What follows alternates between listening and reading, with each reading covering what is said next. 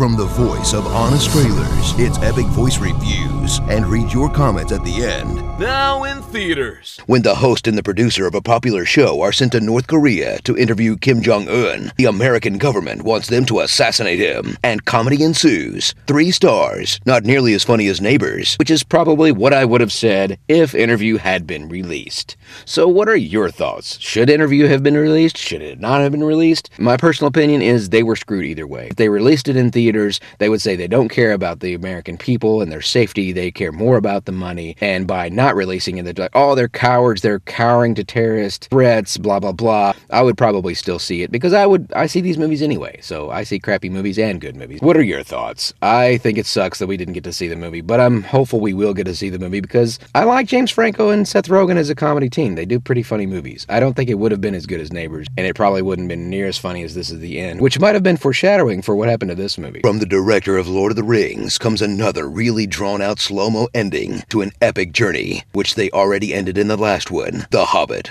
Battle of the 5 Armies. 3.5 stars. Pretty much what you would expect. If you're a Hobbit fan, you'll love it. If you're a movie fan, you'll probably get pretty bored, although there were some really cool things. So I am a Lord of the Rings fan, and as a fan, I thought it was pretty good. It still had the same Peter Jackson stuff that they always do, where everything is shot in slow motion. There's always a bunch of really cool camera angles, but they really stretched this out. The battle scene at the end lasts forever, and there's just one goodbye after another goodbye, and once again, the Eagles swoop in and save the day. What is it with them using the Eagles at the last minute? Why don't just throw the Eagles at the beginning? I'm just saying. There's a lot of cool visuals. The music was outstanding. The acting was great. We lose some major characters in this, but it's a really cool story. My only really big gripe as a movie fan was that the coolest draw of the last movie was Smaug. And Smaug, before the title even shows up, he's dead. And I was like, wow, they really couldn't have stretched that out a little bit more so we could see more fighting with the dragon and them attempting to shoot him down and blah, blah, blah. But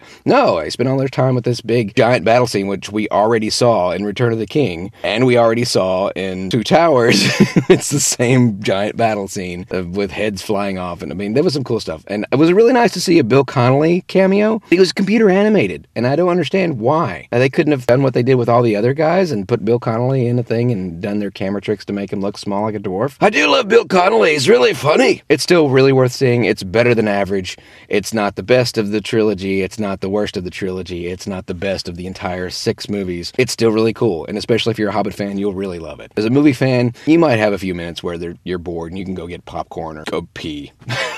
The Hobbit, the Battle of the 5 Armies. It's finally over. Rated PG-13. Prepare for one more trip to the museum in Night at the Museum 3, The Secret of the Tomb. It tried really, really hard to be Toy Story 3, but it just wasn't. I know it's supposed to be a kid's movie, but I think kids will be really bored with this film. The first part is very, very, very drawn out and slow about how they actually get there, and all the stuff that we love from the first one, and even the second one, with all the things coming to life, we don't see a lot of new stuff of that. There is a funny joke with Ben Kingsley about Exodus, the movie about the Jewish people and the Egyptians, and there's a really, really great show-stealing cameo in the middle with Hugh Jackman that was just awesome, but it was the only reason why I give this thing 2 stars. Hugh Jackman alone gives this thing 1 extra star. They really beat you over the head with the whole caveman that looks like Ben Stiller joke. It's just not that funny. It has 4 or 5 or 6 different endings where it's say goodbye to this character, say goodbye to this character. Maybe worth renting on Netflix or watching when it comes on cable. And it's additionally sad, not because of the sad multiple endings, but because we lost 2 legendary actors in this film, Robin Williams and Mickey Rooney. Mickey Rooney had this very, very short scene where he's in a wheelchair, and then during the credits when it says, in loving memory of Robin Williams and Mickey Rooney, it's just really disheartening. Night at the Museum, Secret of the Tomb, rated PG. When a foster kid lives with a rich guy, and you throw in music, it becomes Annie, the reboot. Now, I personally had very low expectations. I liked the fact that they changed things up. I do love Jamie Foxx. He is a great actor. He's a great singer. And the little girl that they got to play Annie, she is adorable. She is so freaking cute. The dog is adorable. There's so much adorableness in this. It is a cuteness movie. Kids will like this movie, especially younger kids. If you're a musical fan and you're an Annie fan, you will give this a really low rating. This is a movie based on a Broadway musical. Don't expect it to be a Broadway musical. They tried to make a movie out of the story, so there's going to be a lot less music. The music seemed shorter, and every single one of them had the same exact same exact type rhythm, same exact background music. The music from the movie seems more as a background music rather than being part of the film itself. Cameron She is in every scene. She's just not good. She even screws up the end of the movie. However, there are a few things which I will give this a 3-star rating for. There was a really great Twilight parody in the middle of this movie. There's even an after-credit scene with Ashton Kutcher and Mila Kunis, which really kind of bumped it up for me. For our generation of short attention spans, this is the kind of Annie that they would watch, because I think they would get bored with the old version. However, I'm a fan of the old version. Annie, rated PG. Now on Blu-ray and DVD. I'm just gonna say, I freaking love this shirt.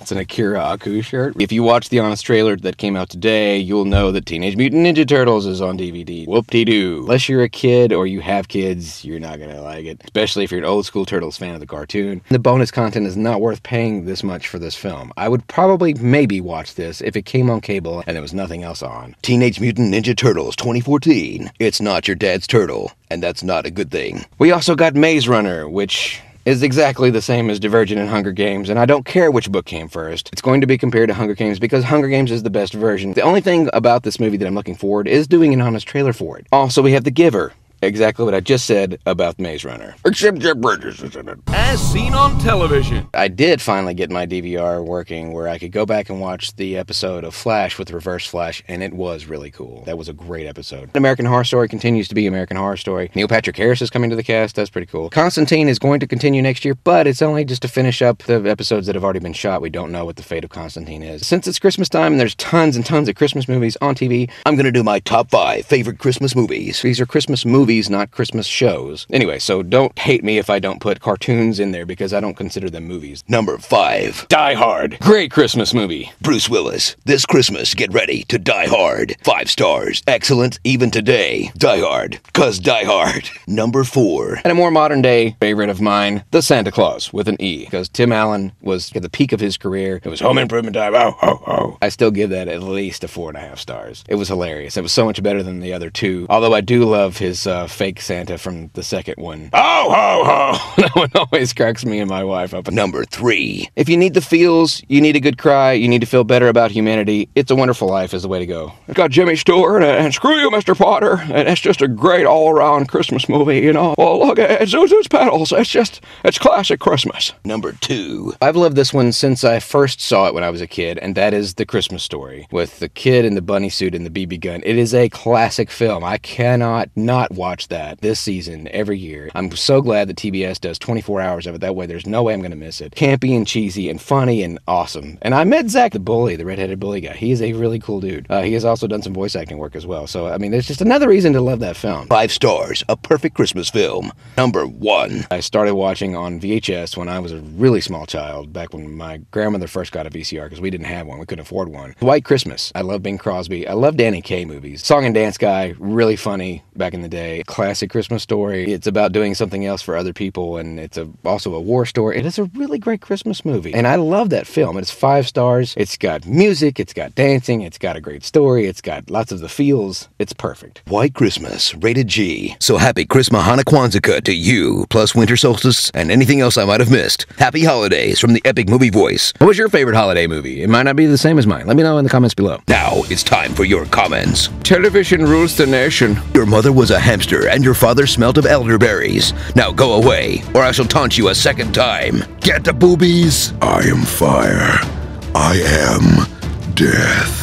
I've grown weary of this. Time to make my monster grow. Be sure to subscribe for more epic voice reviews and awesome impression gameplay videos. And 2 brand new series. Who Would Win? Where you pick the fighters and we settle it in the ring. And Grand Voice Auto. All of these awesome shirts are brought to you by RippedApparel.com.